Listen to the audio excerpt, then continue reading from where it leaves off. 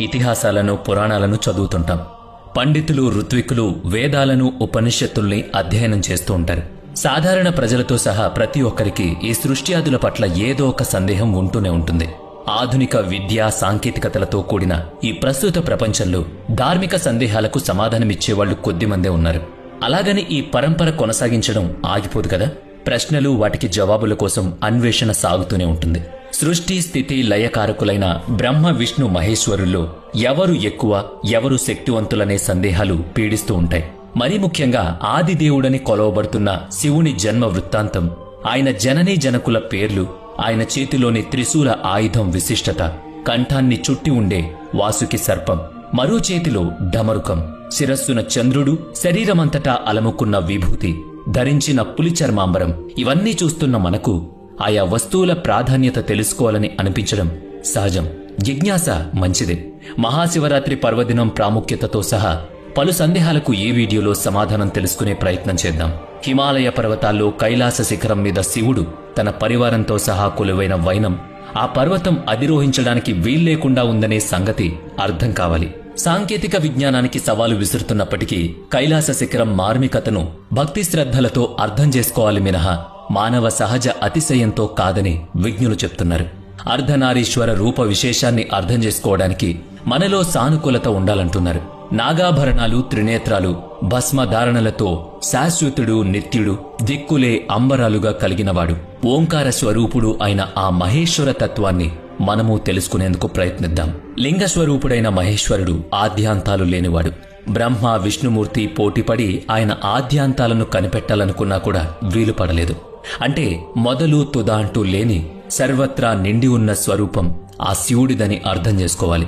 అనాధినాథుడు అంటే తనకంటే ముందు ఎవ్వరూ లేనివాడని అర్థం. తనకు తానే స్వయంభూ అయిన ఆ శివుని జన్మ వృత్తాంతం శివపురాణం నుంచి గ్రహించొచ్చు. స్వయంభువు అంటేనే తల్లిదండ్రుల ప్రమేయం లేకుండా సృష్టి ప్రారంభానికంటే ముందు నుంచి ఉన్న నిత్య స్వరూపం అని అర్థం. కాబట్టి సృష్టి నాశనం తర్వాత కూడా ఆ స్వయంభువు శాశ్వతుడిగా ఉండిపోతాడు. కాబట్టి శివస్వరూపం అంటే నింగి, నేల, నీరు, నిప్పు, గాలి అనే పంచభూతాల కంటే కూడా అధికమైన రూపంగానే చూడాలి. కాలాన్ని తన ఆధీనంలో ఉంచుకుని సర్వోన్నతుడిగానే భావించాలి. అయితే తర్కం అనేది ఒకటుంటుంది కనుక శివుడికి పుట్టుక అనేది లేనప్పుడు ఉనికిలోకి ఎలా రాగలడనే సందేహం తలెత్తుతుంది. పురాణేతిహాసాల్లోనూ జనసామాన్యంలోనూ వాడుకలో ఉన్న నమ్మకాలను మనమిక్కడ ప్రస్తావించుకుంటున్నాం. విష్ణు పురాణం సృష్టికి ముందు పాల సముద్రంలో శేషపాన్పుపై పవళించి ఉన్న శ్రీ మహావిష్ణువు నుదుటి నుంచి వెలువడ్డ తేజోమయ కాంతిపుంజం నుంచి శివుడు ఉత్పన్నమయ్యాడని చెప్తుంది. అలా శేషతల్పంపై ఉన్నప్పుడే విష్ణుమూర్తి నాభి నుంచి వెలువడ్డ కమలం నుంచి బ్రహ్మదేవుడు ఉద్భవించాడు. అయితే శివపురాణంలో మహాదేవుడు తన మోకాలను మర్దనా చేసుకుంటున్నప్పుడు విష్ణుమూర్తి ఉద్భవించినట్టు చెప్పబడింది. మనం ఆ శివుడికి ఆద్యాంతాలు లేవని చెప్పుకున్నాం కదా. అందుకు బ్రహ్మ విష్ణుమూర్తులే సాక్ష్యాలు. ఈ ఇరువురి మధ్య ఈ విశ్వంలో అందరికంటే అధికుడు, శక్తివంతుడు ఎవరనే వివాదం కలిగినప్పుడు వారి నడుమ ఒక మహా అగ్నిస్తంభం ప్రాదుర్భవించింది. ఆ శక్తి ఏంటో బ్రహ్మ విష్ణువులకు అర్థం కాలేదు. అప్పుడు ఆ అగ్నిస్తంభం యొక్క పై భాగం, కింది భాగాలను కనిపెట్టిన వాడే గొప్పవాడని ఆకాశవాణి పలికింది. అప్పుడు అగ్నిస్తంభం పై భాగం చూడ్డానికి బ్రహ్మ హంస రూపంలో, కింద భాగాన్ని చూడ్డానికి విష్ణుమూర్తి వరాహ రూపంలో వెళ్లారు. అయితే ఆద్యాంతాలు కనిపెట్టలేక ఓడిపోయిన వారిద్దరి మధ్య శివుడు ప్రత్యక్షమై తన నిజ స్వరూపాన్ని చూపాడు. మహాశివుడే మహాశక్తివంతుడని ఆ విధంగా ప్రకటించబడింది. శివపురాణంలో చెప్పబడ్డ ఈ కథనాన్ని అనుసరించి శివుడు స్వయంభువు అని, మాతాపితల ద్వారా ఆవిర్భవించలేదని తెలుస్తోంది. ఆ తత్వాన్నే శాశ్వతం, అమరత్వం అని పిలుస్తున్నాం. మరో కథనం కూడా ఉంది. విష్ణు పురాణంలోని పౌరాణిక గాథ ఇది. ఇందులో శివుణ్ణి బ్రహ్మకు పుత్రుడిగా చెప్పబడ్డాడు. భూమి మీద సృష్టి మొదలు కాకముందు ఈ అనంత విశ్వంలో శ్రీ మహావిష్ణువు మాత్రమే ఉన్నప్పుడు పాల సముద్రంలో శేషతల్పంపై యోగ నిద్రలో మునిగుండగా ఆయన నాభి కమలం నుంచి బ్రహ్మ ఉద్భవించాడు. వాళ్ళిద్దరూ సృష్టి గురించి చర్చలో ఉన్నప్పుడు తనను తానుగా ఉద్భవించిన శివుణ్ణి బ్రహ్మ గుర్తించి నిరాకరించాడు. శివుడు ఆగ్రహించి అంతర్ధానమయ్యాడు.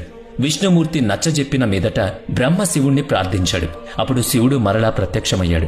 అలా ప్రత్యక్షమైన శివుణ్ణి తన కుమారుడిగా జన్మించమని బ్రహ్మ కోరుకుంటాడు. బ్రహ్మ సృష్టి కార్యం మొదలుపెట్టినప్పుడు తనకు ఒక సంతానం అవసరమని భావించి శివుణ్ణి ప్రార్థించగా ఆ మహేశ్వరుడు బాలకుమారుడిగా పెద్దగా రోదిస్తూ బ్రహ్మవుడిలో ప్రత్యక్షమయ్యాడు. శివుని బాల్యరూపం ఇది ఒక్కటేనని చెప్తారు. రోదన చేస్తూ జన్మించాడు కనుక అతడు రుద్రుడు అని పిలువబడ్డాడు. బాలశివుణ్ణి శాంతపరచడానికి బ్రహ్మ ఆయనను 108 నామాలతో పిలిచాడు.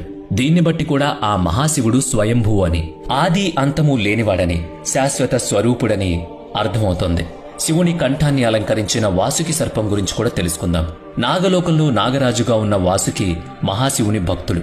పాల సముద్రాన్ని చిలికినప్పుడు మందన పర్వతానికి త్రాడుగా కట్టబడిన వాసుకి ఇతడే. శరీరం గాయాల పాలై రక్తసిక్తమైనా కూడా వాసుకి తన పట్టును సడల్లేదు. హాలాహలాన్ని శివుడు స్వీకరించినప్పుడు అందులో కొంత భాగం వాసుకి కూడా తీసుకున్నాడు. వాసుకి తన పట్ల ఉన్న అచంచల భక్తి విశ్వాసాలకు మెచ్చిన శివుడు అతని కోరిక మేరకు